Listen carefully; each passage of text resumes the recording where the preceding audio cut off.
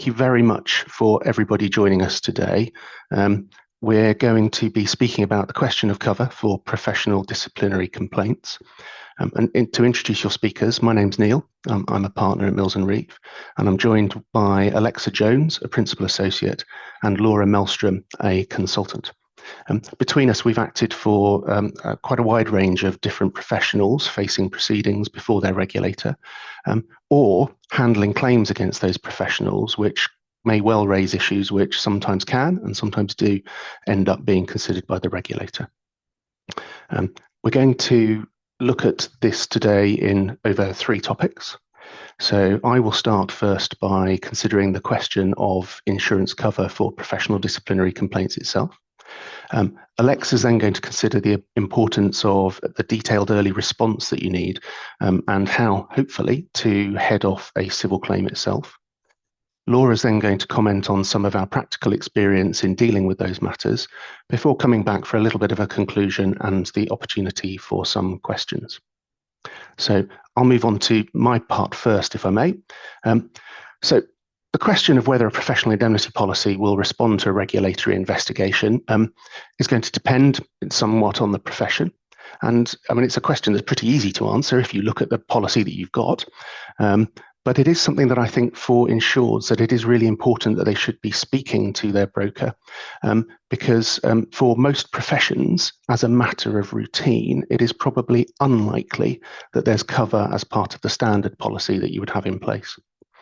And I think it's important to identify what we're talking about when we say cover for professional and disciplinary complaints, because what we're looking at is the question of the costs of defending and dealing with the proceedings. I'm not talking about cover for fines, which might ultimately be imposed by the regulator, although cover could extend to the costs of the regulator, which we'll address a little bit later. I'm certainly not aware of any policy which would ordinarily cover a fine, since that really, as a matter of principle, isn't something that ought to be covered by insurance. If you looked at various different professions, you can get an idea of what's likely. So solicitor's minimum wording, for instance, doesn't cover ordinary regulatory proceedings before the SDT, nor is cover routinely provided within, for instance, accountants' policies. But there are some other professions which are more likely to provide cover. So the barrister's policy, for instance, does offer cover for the defence of disciplinary proceedings in quite a number of circumstances, although as with all of these, not all. And I think it's important to recognise that it is never going to be all disciplinary proceedings that are covered, because investigations which arise from conduct as part of a professional's normal professional activities are, of course, much more likely to be covered than conduct which might be said to be more personal in nature. So things which are much less likely to be covered will include, for instance, activities that arise through social media, so things that you put out on X or other forums, and equally what you might describe as inappropriate workplace conduct between employees is again much less likely to be picked up by cover. That's a purely personal activity. But even if your cover is not included as routine in a policy, I would say that it's always important for a professional, and actually in the interest of an insurer also, to be talking to the broker and the insurer about any investigation which could follow. Because I think if you think about it, most regulatory investigations will have some involvement of clients. So many are probably notifiable as circumstances which might in due course lead to a claim in any event. So there's going to come a stage, quite likely, where it's notifiable under the policy. And certainly most insurers will want to know about those types of investigations at the time of any renewal. And equally, there's a benefit for both the insured and insurers to potentially look at this, because some insurers will, for these reasons, on a case-by-case basis, think about whether it's worth providing cover, even if they're not required to under the policy. Because of the relationship between regulatory proceedings and potential civil claims. So I think we're all used to, in, for instance, motor insurers policies, where insurers have often helped to defend the costs of, for instance, a Road Traffic Act prosecution as a means of trying to prevent there being a finding which effectively provides the evidence to establish the civil claim which might follow. And the same can be said in many professional indemnity matters, where an insurer may well take the same approach, because the regulatory finding is always going to be prayed in aid by a claimant when they bring the potentially much more expensive civil claim off the back of it. And I think that's probably a good place to hand over to Alexa, who's going to discuss how to approach initial investigations and how to try and head off later civil claims. Alexa. Thank you, Neil. Regulators are a lot more active today than they have ever been. By way of brief backdrop, the UK's oldest regulator, the General Medical Council, was founded back in 1858. And healthcare, of course, has changed considerably in the 166 years since. So has its regulation. And this development arc is true of all of the hundreds of regulated professionals we have today and their respective regulators. So solicitors, for example, have been self-regulated for centuries, but the level of regulatory oversight has increased significantly over time. And now we have the SRA, which regulates and enforces regulation independently of the Law Society, who historically manage complaints and issues with solicitors. So professional regulation today across the board is focused on prevention as well as cure, with each regulator working to firstly protect the public by ensuring professionals meet their high standards, and secondly to act when risks are identified. But with consumers more savvy now than ever, complaints are increasing year on year, and this in turn results in greater supervisory interventions by regulators on complaints handling and monitoring, and with media interests shining the regulatory spotlight on specific issues. So think about the Me Too movement. The subject of complaints and remediation is really rising up the agenda for professionals and their insurers alike. And remember, professionals themselves are often obliged to self-report issues. Importantly for insurers, we are now seeing a trend in professional disciplinary and regulatory complaints being made against professionals alongside civil claims or as a precursor to civil claims. We ask ourselves, why might this be? Well, it's probably a litigation tactic, isn't it? Pursuing a regulatory complaint can be cheaper for a complainant. Regulatory complaints can be made without a lawyer being involved, of course. Regulatory matters can also be a quicker route to getting an adverse finding against a professional, which can then be used to support a negligence claim. And sometimes a regulatory claim is simply brought to put pressure on a professional, perhaps to settle a civil claim or leverage a better settlement, with more at stake for the professional concerned, their reputation, their ability to practice under threat. It can be extremely stressful to have a regulatory complaint made against a professional person. And then a detailed finding will be made and be published by a regulator, and that might strongly criticise the professional. As you can imagine, that will make defending a claim difficult at best. And remember that some regulators will actually go as far to say that the professional has acted negligently or incompetently in a matter. And whilst the civil claim will be considered separately by a court, having such a finding, which can be used in evidence, is unhelpful to the defence of the claim. So put simply, it makes it all the more important to respond to any correspondence from a regulator as thoroughly and professionally as possible. A detailed response to an initial inquiry from a regulator could head off not only the furtherance of those regulatory proceedings, but also a civil claim. Regulators could also ask for documents or for a professional to attend an interview. Again, if there's a related civil claim ongoing or even anticipated, having that experience and experienced professional disciplinary practitioner help with the request. And remember, of course, that privilege and confidentiality applies to client documents, or accompany the professional in any interview. It really is invaluable, and they're going to help you navigate around the various pitfalls. I have this year helped a number of professionals dealing with complaints from people bringing connected claims. And together we've actually batted these complaints off with no cause for further investigation found. And that's going to really put a dampener then on their claim.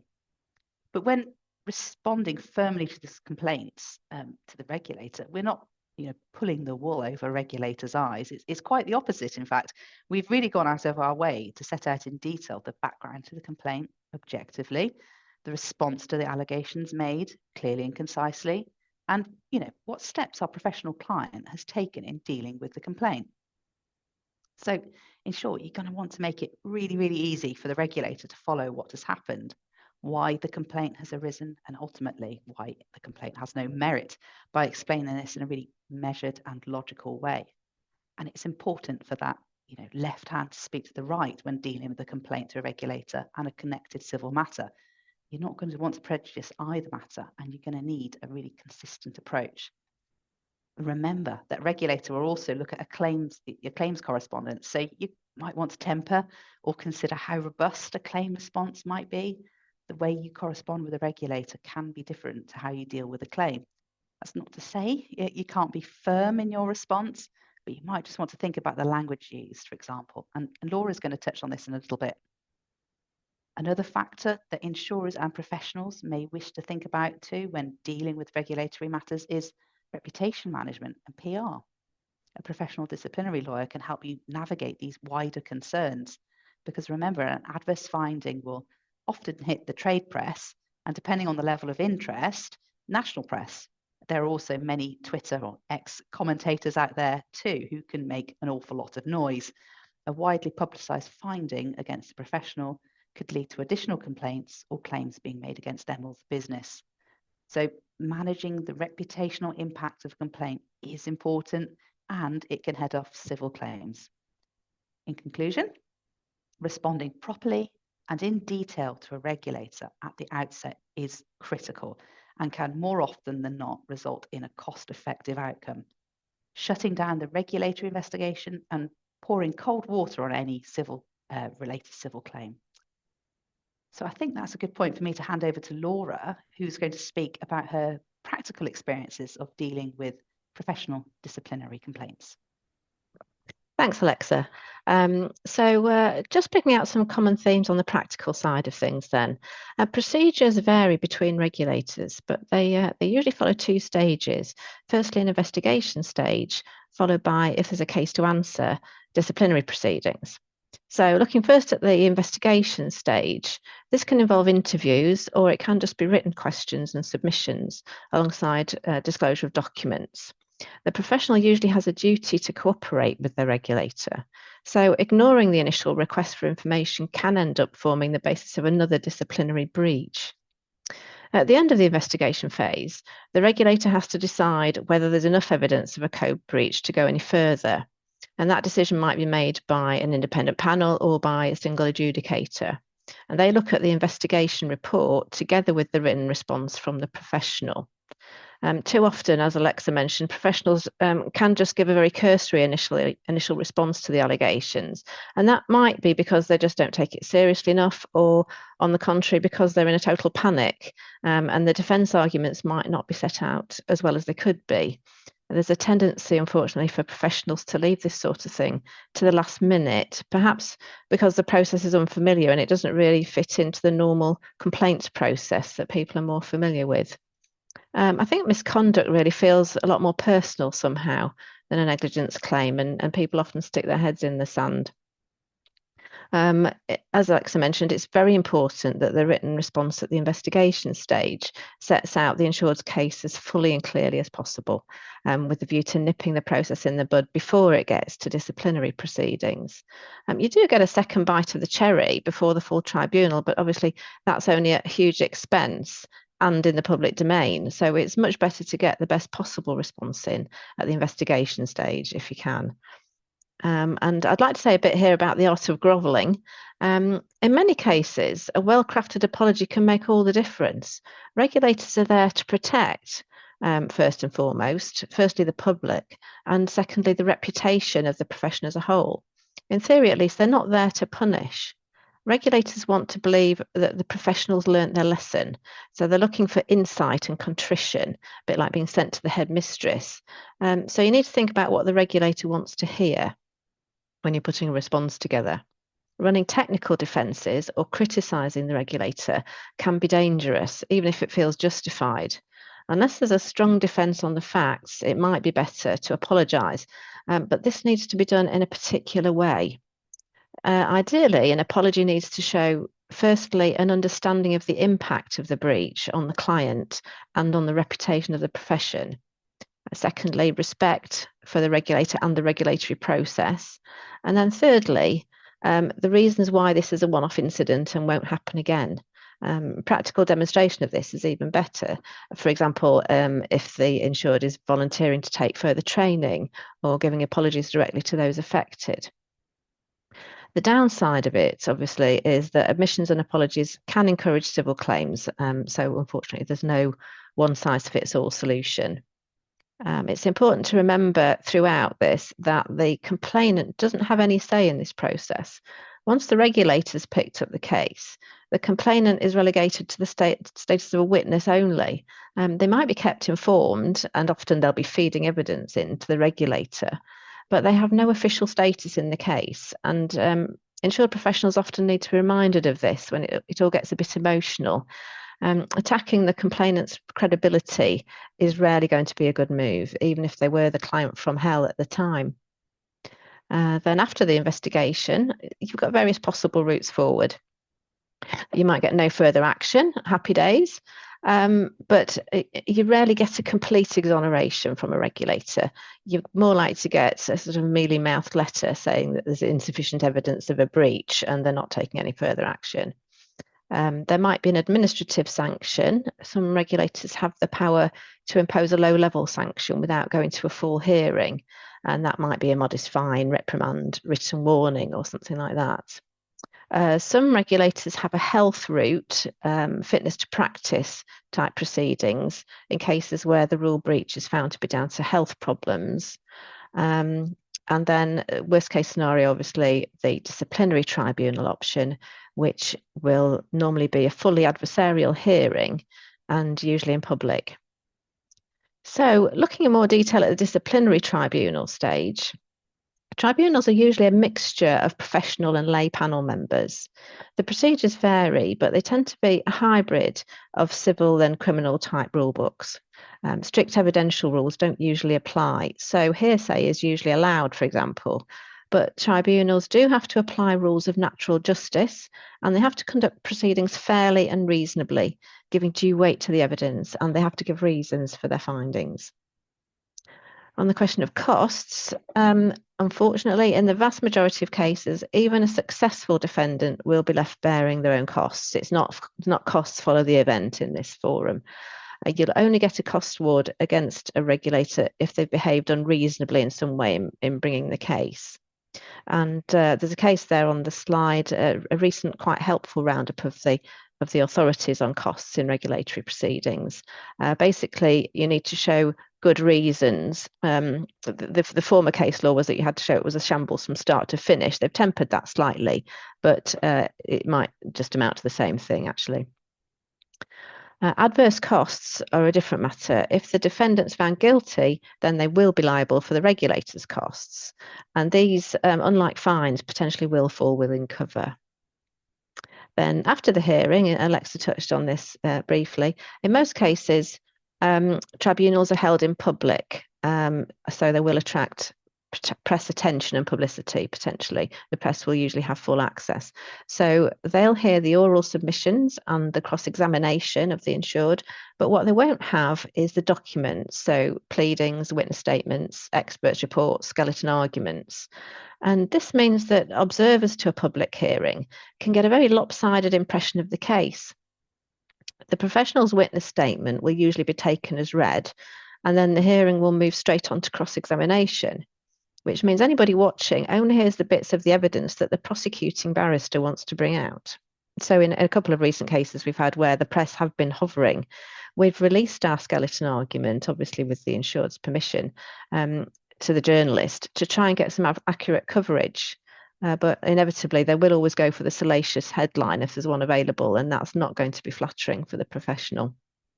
In a recent case we had before the bar tribunal, there was a Daily Telegraph journalist there who was clearly so keen to bag an exclusive that he filed his copy on day one based on the regulator's opening speech, etc. And he then had to follow up the next day with a complete about-face article after the tribunal threw out the charges and slammed the regulator for bringing the case at all. So afterwards, you might find insureds want panel solicitors to take up the cudgels for them in getting press retractions and corrections. And a strongly worded letter might be all that's needed, but defence costs cover isn't going to include launching defamation proceedings, for example. So insureds need to be clear on that. And sadly, even if the case isn't quite titillating enough for the press, the outcome will usually be published on the regulator's website. So that means it's going to keep popping up on an internet search of the insured's name. And I've got a negligence claim on at the moment, actually, which had gone dead at the pre-action protocol stage, but it's just come back to life since the insured's drink driving conviction resulted in a published disciplinary finding. The claimant obviously Googles him from time to time, and she's now running the argument that he must have had an alcohol problem at the time he was acting for her, and so he must have been negligent. So anyway, that's a whistle-stop tour of some of the practical issues. Neil, any closing thoughts? Yes, thank you. Well, I hope everybody found this useful. As Laura said, it's just a whistle-top tour at the moment around some of the issues. And I think what we find is clear from it that regulatory investigations are difficult. They certainly can be expensive, and they're very significant in terms of the impact on future civil claims. Publicity and reputation is a huge issue. And I don't think they ought to be routinely approached in the same way as you might approach a civil claim. And of course, the added complication, the gloss on it, is that unlike in a civil claim, which we're much more used to, it isn't something which is capable of simply being settled. So if the regulator is wanting to pursue it and they want to take it there, then they will, whether you wish to try and admit everything or not. So we really would encourage professionals to seek early advice and to liaise with their insurers. So I think that's probably enough from all of us now. Save Harriet, do we have time for any questions? Yes, we've got time for a couple. I'd like to pass this to Laura, if I may. This fascinating idea about an apology, a written apology. I only say fascinating because it's not often something that we see coming across the desk. But are there any specific words or phrases that you think should be used, or more to the point, should not be used? I don't think there's any sort of hard and fast rules as to what to put in. I think it's perfectly possible to express regret and show understanding of the effect of the incident on the client, for example. So you can say sorry, you can show empathy and accept that the conduct has caused upset or inconvenience without it being an admission of causation or financial loss. Other things to include would be an argument to show that it was a one-off, for example. But it's important to sort of, if you're making an apology, don't try and blame other people and make it a non-apology. Don't try to play it down. It's better to, if there has been a breach, accept it was a breach, but that it was a one-off out of character thing. Emphasize the importance of the insured's professional standards and the value they place on their reputation and the reputation of the profession. And if you can put evidence in of steps taken to prevent a recurrence, then so much the better. As I mentioned, training and so forth, improvement of systems, even, psychotherapy, if it's a case where the insured's emotional state was part of the problem. I can see that. So honesty is the best policy, basically. Absolutely, yes. But obviously, yeah. if you're putting in a defence to all allegations, then an apology might well not be the way forward. Yeah, I can see that. Alexa, if I may just briefly, regulatory hearings heard in public. It sort of springs to mind, is this a good idea, given the likely topics which may be addressed, personal issues or health issues, and there's no option for arbitration, it seems to me. I mean, what do you think about the whole process being in open forum? Well, I think transparency is important, isn't it? Just like our criminal justice system, there has to be public confidence in a regulator and the profession, and that needs to be maintained. The regulator needs to be seen to be doing their job, but as you say, bear in mind that not all matters should be heard in public, and Laura did speak about this. medical evidence, it's not necessarily suitable for public viewing. But it can, that medical evidence can go some way to explain the conduct of a professional. So it is tricky, but I think it's very important that these matters are heard in public generally.